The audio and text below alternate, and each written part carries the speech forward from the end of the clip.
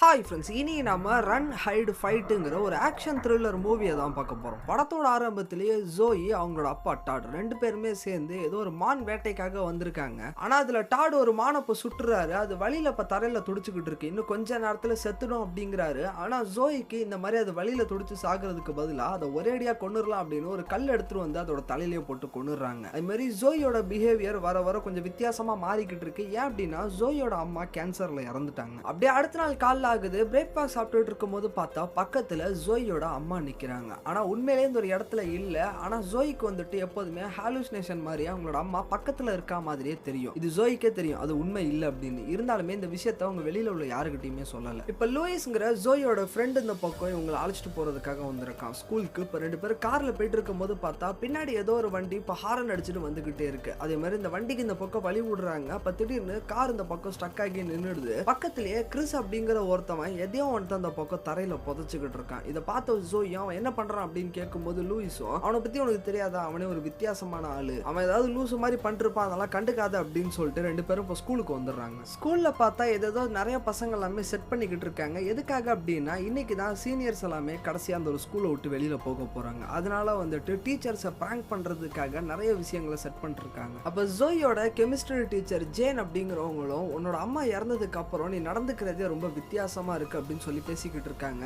ஆனா இருந்தாலும் ஜோய் இதை கண்டுக்க மாட்டேங்கிறாங்க. ஏன்னா ஸ்கூல் பெல் அடிச்சுட்டு நான் கிளம்புறேன் அப்படின்னு சொல்லிட்டு இந்த இடத்துல இருந்து கிளம்பிடுறாங்க. அது மாதிரி சாப்பிடுறதுக்காக போகும்போதுமே இந்த மாதிரி ஜேன் உங்ககிட்ட வந்து பேசுனது, அதே மாதிரி உங்களோட அப்பா வந்துட்டு நீ ஏன் கொஞ்ச நாளாவே ரொம்ப வித்தியாசமா நடந்துகிட்டு இருக்க அப்படின்னு சொல்லி கேட்டுட்டு இருந்தேன். இந்த எல்லா விஷயங்களும் உங்களுக்கு ஞாபகம் வர ஆரம்பிச்சிருது. அதனாலேயே வந்துட்டு லூயிஸ் கிட்ட கொஞ்ச நேரம் நீ இங்கே ஏறி நான் ரெஸ்ட் ரூம் போயிட்டு வரேன் அப்படின்னு சொல்லிட்டு இங்க கிளம்பிடுறாங்க. இப்ப ஊர்ல பார்த்தா நிறைய ஆளே இல்லாத இடங்கள்லாம் திடீர்னு வெடி எல்லாமே வெடிக்க ஆரம்பிச்சு அந்த இடமே இப்ப எரிஞ்சுக்கிட்டு இருக்கு. இதனாலேயே போலீஸ் அதே மாதிரி ஃபயர் சர்வீஸ் டிபார்ட்மெண்ட் இவங்க எல்லாம் ரொம்ப பிஸியா இருக்காங்க. ஜோய் இந்த பக்கம் ரெஸ்ட் ரூம் போகும்போது ஆனா அப்படிங்கிற புள்ளி பண்ற ஒரு ஆள் இருக்காங்க. அவங்க பார்த்தா இந்த ரெஸ்ட் ரூமுக்கு மேல எதையோ மறைச்சு வைக்கிற மாதிரி தெரியுது. ஆனா போனதுக்கு அப்புறம் ஜோயும் அவங்க என்னத்தை மறைச்சு வச்சாங்கிறத பாக்குறதுக்காக போறாங்க. பார்த்தா இந்த இடத்துல எதுவும் இருக்கா மாதிரி தெரியல. அப்படியே இந்த பக்கம் கேன்டீன்ல உட்காந்து எல்லாம் சாப்பிட்டுட்டு இருக்கும் போது எதையோ பார்த்து இங்க உள்ள எல்லாரும் பயந்து ஓடிக்கிட்டு இருக்காங்க. பார்த்தா ஒரு வேன் வேகமா அந்த ஒரு இடத்த உடைச்சுக்கிட்டு உள்ள வருது. உள்ள இருந்து பார்த்தா கிறிஸ் வெளியில வர்றான் கையில கன்னோட. அதே மாதிரி கீழே கிடக்கிற ஒரு ஸ்டூடெண்ட் சுட்டு கொண்டுறான். பார்த்தா கையில வந்துட்டு இன்னொன்னு ஒரு கன்னோட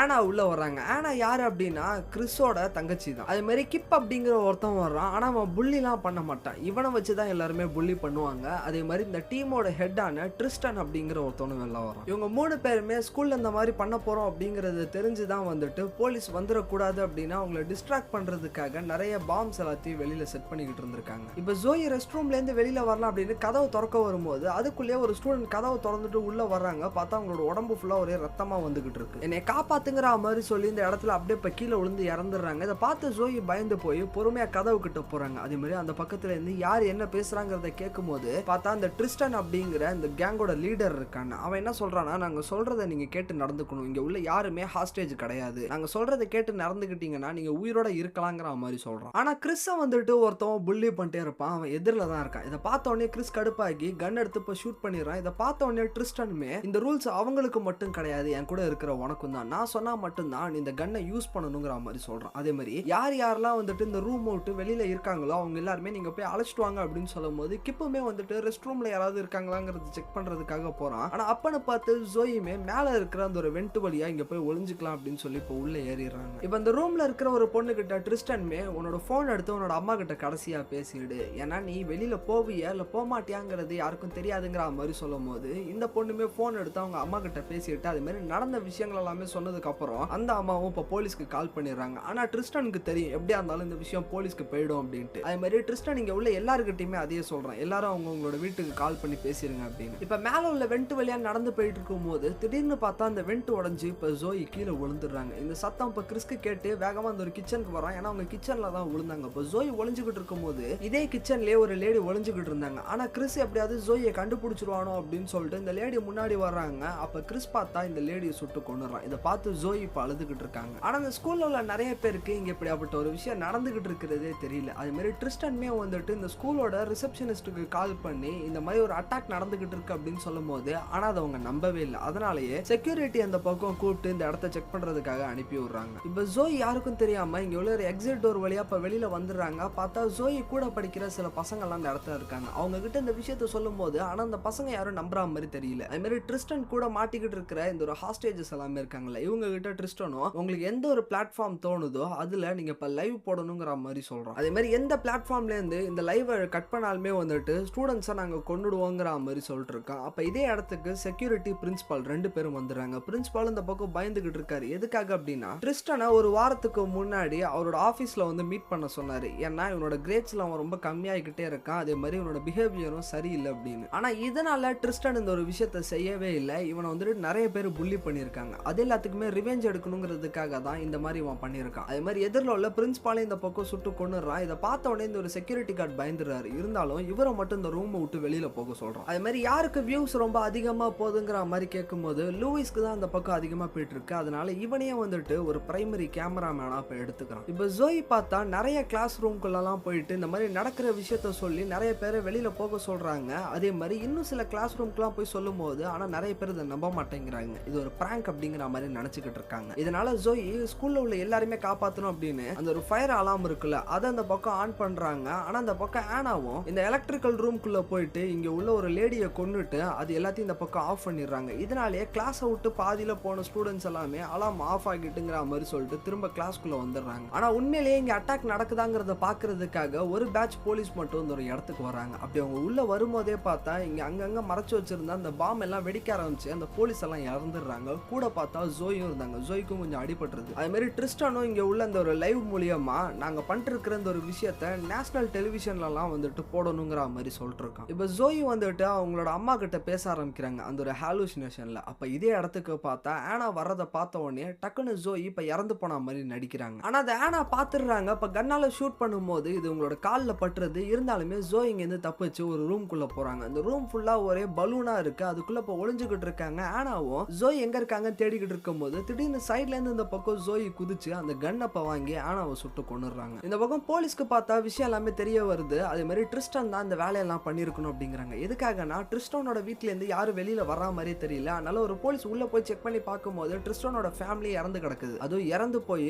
2 நாள் ஆன மாதிரி தெரியுது. அதே மாதிரி இந்த விஷயத்த பண்ணது ட்ரிஸ்டன் தான் அப்படிங்கறது தெரிஞ்சுக்கிட்டு போலீஸ் எல்லாமே இப்ப ஸ்கூலுக்கு வந்துகிட்டு இருக்காங்க. அதே மாதிரி ட்ரிஸ்டன் பார்த்தா இந்த பக்கம் கிறிஸ ஒரு இன்சார்ஜா போட்டு ஸ்பானிஷ் கிளாஸ்க்குள்ள போக சொல்றோம். இதை பார்த்து இந்த கிளாஸ்ல உள்ள ஸ்டூடெண்ட்ஸ் எல்லாமே பயத்துல இருக்காங்க. அதே மாதிரி ஸ்கூலுக்கு வெளியில வந்துட்டு இந்த ஸ்டூடெண்ட்ஸோட பேரண்ட்ஸ் எல்லாமே நிக்கிறாங்க. அதே மாதிரி கையில எல்லாருமே அந்த ஒரு லைவ் பார்த்துக்கிட்டு பயத்துல இருக்காங்க. இந்த விஷயம் இப்ப டாட்க்கு தெரிய வந்து அவரும் இப்ப இங்க வராரு. அதே மாதிரி இங்க உள்ள நிறைய ஸ்டூடெண்ட்ஸ் அந்த பக்கம் சேர்த்து வச்சு கிறிஸ் என்ன சொல்றான்னா, நான் எதுக்காக ட்ரிஸ்டன் கூட சேர்ந்தேன் அப்படின்னு தெரியுமா? என்னோட தலைக்குள்ள வந்துட்டு நிறைய வாய்ஸ் எல்லாமே கேட்க ஆரம்பிச்சது. அது ட்ரிஸ்டன் சொல்றதுதான் சரி, அவன் கூட போய் சேருன்னு சொன்னுச்சு. அதனாலதான் நான் ட்ரிஸ்டன் கூட சேர்ந்தேன் அப்படிங்கிறான். அப்ப திரும்பவும் பார்த்தா அந்த தலைக்குள்ள கேட்கிற வாய்ஸ் எல்லாமே வெளியில உள்ள போலீஸ் நீ சுடுங்கிற மாதிரி சொல்லுது. இதனால கிறிஸ்மே கன் எடுத்து வெளில உள்ள போலீஸை பார்த்து சொல்றான். இப்ப இங்க உள்ள ஸ்டூடெண்ட்ஸ் எல்லாமே ஆடிட்டோரியம் அழைச்சிட்டு போறதுக்காக வரும்போது ஆனா அவன் ஜோயியை பார்த்து இப்ப ஷார்ட் கன்னால சொல்றான். ஆனா ஜோயி ஓடும் போது கால் தவறி கீழே விழுந்துடுறாங்க. இப்ப கிப்பு துரத்திக்கிட்டு வரான். இப்ப திடீர்னு பார்த்தா ஃபயர் எக்ஸ்டிங்விஷர் எடுத்து அவனோட முகத்திலேயே அடிச்சு அவனோட கையில இந்த பக்கம் ஒரு ஹேண்ட் கஃப் போட்டு போற இடத்துக்கு அழைச்சிட்டு வந்துடுறாங்க. அப்ப எதிரிலேயே ஜோயோட அம்மாவோட உருவம் திரும்ப உங்களுக்கு தெரிய ஆரம்பிக்குது. அதை பார்த்து அவங்க பேசிக்கிட்டு இருக்கும் போது இதை பார்த்த உடனே கிப்போ நீ என்ன மாதிரி தான் நிறைய இமேஜினேஷன் பண்ணிக்கிட்டு இருக்கு. அதே மாதிரி எனக்கு ஒரு ஸ்கூல்ல ஒரு பெரிய ஒரு ட்ராமாவே நடந்திருக்கு. என்ன நிறைய பேர் புள்ளி பண்ணிருக்காங்க. இதனாலதான் நான் அந்த ஒரு ஷூட்டிங்ல கலந்துகிட்டேங்கிற மாதிரி சொல்லும் போது ஆனா அதை கேட்ட ஜோயும் நீ இதுல கலந்துகிட்ட அப்படிங்கிற விஷயம் வெளியில உள்ள ஆளுங்களுக்கு தெரிஞ்சது அப்படின்னா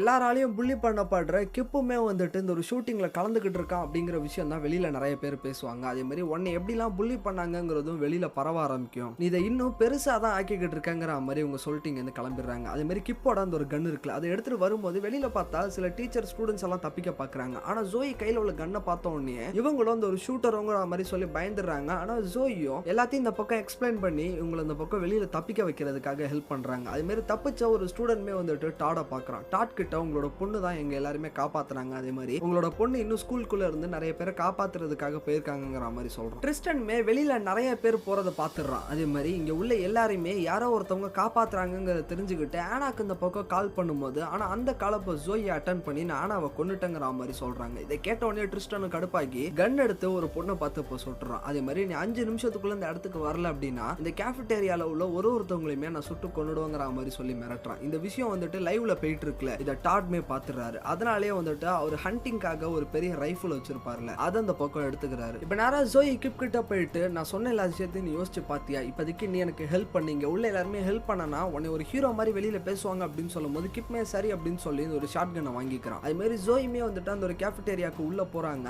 ஆனா கிறிஸ் வந்துட்டு இந்த பக்கம் கிப் உங்களுக்கு ஹெல்ப் பண்ணிருக்காங்கிற விஷயத்தை இப்ப தெரிஞ்சுக்கிறான். அதாவது ஏன்னா கிப் இங்க நிக்கிறான் இதை பார்த்துட்டு, அதனால கிப்பை பார்த்து இப்ப சுடும்போது இந்த கேப்ல பார்த்தா ஜோயி அதே மாதிரி லூயிஸ் உங்க 2 பேரும் சேர்ந்து தப்பிச்சிடுறாங்க. ஆனா லூயிஸோட வயித்துல பார்த்தா அவனுங்க சுட்டுருக்கானுங்க. இருந்தாலுமே இது ஒன்னும் ஒரு பெரிய காயம் கிடையாது, நம்மளால தப்பிச்சிடலாங்கிற மாதிரி சொல்றாங்க. அதே மாதிரி இந்த இடத்த நம்ம வெடிக்க வைக்கணும், அப்பதான் இங்க உள்ள ட்ரிஸ்டானை நம்மளால டிஸ்ட்ராக்ட் பண்ண முடியுங்கிற மாதிரி சொல்லிட்டு அந்த கெமிஸ்ட்ரி லேபுக்கு உள்ள போயிட்டு இங்க உள்ள கேஸ் எல்லாத்தையுமே ஆன் பண்ணி அதை கொளுத்தி விடுறாங்க. இப்ப டாட்க்குமே தெரிஞ்சிருது கெமிஸ்ட்ரி லேப் கிட்ட தான் நம்மளோட பொண்ணு இருக்காங்க அப்படின்னு. அதனால அந்த இடத்துக்கு அவரோட ரைஃபிள் எடுத்துட்டு போயிடுறாரு. அப்ப இதே இடத்துக்கு பார்த்தா கிறிஸ்மே வந்து இந்த பக்கம் ஜோயை கொல்ல வரும்போது, ஆனா அதுக்குள்ளே டாட் இந்த பக்கம் தூரத்துல இருந்து கிறிஸை சுட்டு கொன்னுறாரு. ஆனா போலீஸ் வந்துட்டு என்ன வெளியில இருந்து கன் ஷூட் கேக்குது அப்படின்னு சொல்லி டாட் அந்த பக்கம் சுத்தி வளைச்சு அரெஸ்ட் பண்ணிடுறாங்க. இப்ப கிறிஸ்க்கு பார்த்தா ட்ரிஸ்டன் கால் பண்றான். ஆனா ஜோய் இந்த பக்கம் அட்டன் பண்ணி கிறிஸும் இறந்துட்டான் அப்படிங்கறத ஒரு போட்டோவா எடுத்து அனுப்பி விடுறாங்க. அதே மாதிரி இனிமேல் உன்னால எதுவும் பண்ண முடியாது, உன்னை இன்னுமே வந்துட்டு இங்க உள்ள எல்லாரும் சேர்ந்து கலாய்க்க தான் போறாங்க அப்படின்னு சொல்லும் போது இதை கேட்ட உடனே ட்ரிஸ்டனுக்கு இப்போ ரொம்ப கோவம் வந்துருது. அதனால இந்த வேனுக்கு உள்ள பாம் அந்த பக்கம் ஆக்டிவேட் பண்ணி இதுல உள்ள ஒரே ஒரு ஹாஸ்டேஜை மட்டும் அழைச்சிக்கிட்டு கேஃபிடேரியால இருந்து தப்பிச்சு